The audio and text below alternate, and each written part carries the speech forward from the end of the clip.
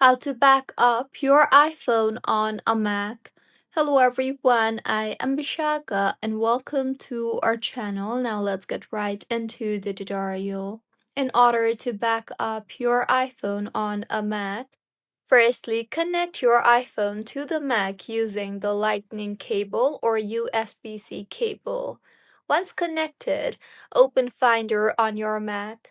Your iPhone should appear in the sidebar under the Locations tab.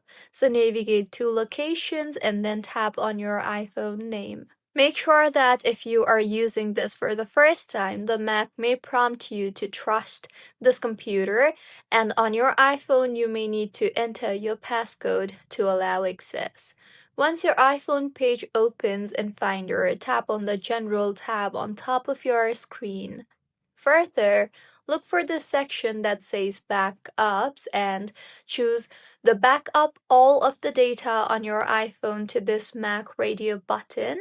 Optionally, you can also check the Encrypt Local Backup checkbox if you want to protect sensitive info such as health, passwords, etc.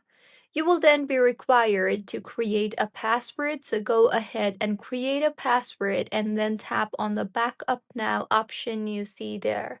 Now, wait while the backup finishes and you will see a date and time of the last successful backup. The backup includes device settings such as Wi-Fi settings, wallpapers, etc.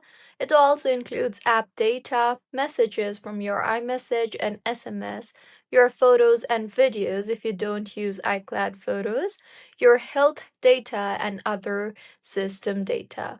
So, this is how you can back up your iPhone on a Mac. If you find this tutorial helpful, please like the video and do comment if you have any queries. Also, do subscribe to our channel for more helpful tutorials like this. See you on the next one.